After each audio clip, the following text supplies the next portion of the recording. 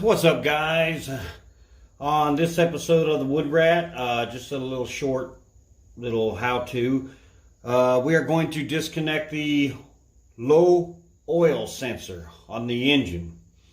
And the reason we're doing that, if you don't already know, they put those on there so if you have these engines on some type of machinery and the oil gets low, it shuts the engine off so it doesn't damage the engine. Okay, and I know some of you might be thinking, well, that's a good thing. You ought to leave that on there. Well, the problem with that is, though, is you're talking about an off-road buggy.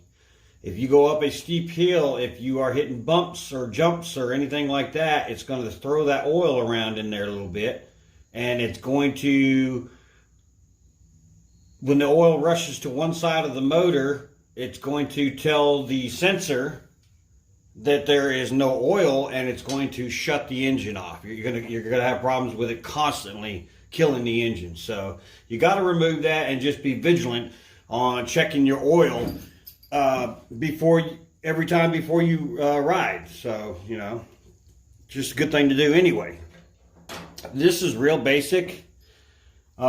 This is it ties in with your shut-off switch, your cut-off switch here, your kill switch, whatever you want to call it.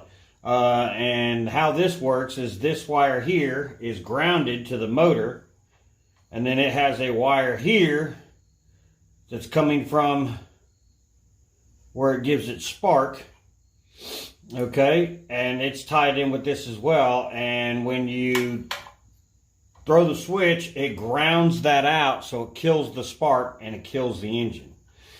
So what we're going to do here is the wires are tied up in this little clip. Just take this little clip loose just like that.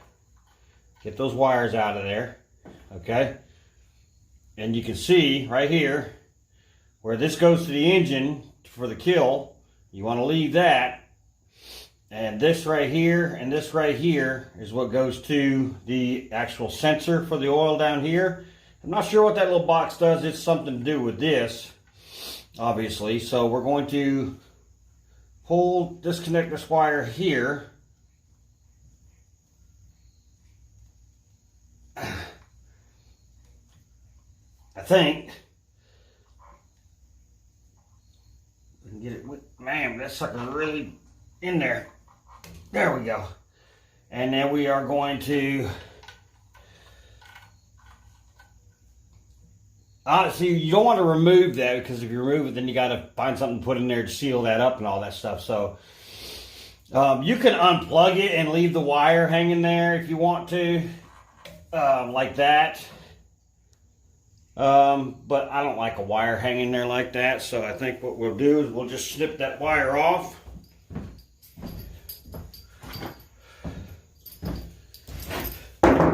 Sorry if the camera's moving. It's sitting on the buggy and I'm leaning over the buggy.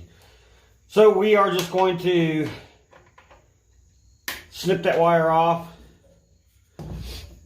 And that just leaves these two, which we are going to take a 5/16 nut driver and remove that piece altogether. Just like that. Okay. And then these extra wires that are hanging here, just kind of fold them over themselves and tuck them back into that clip right there and clip it back just to retain them and keep them out of the way.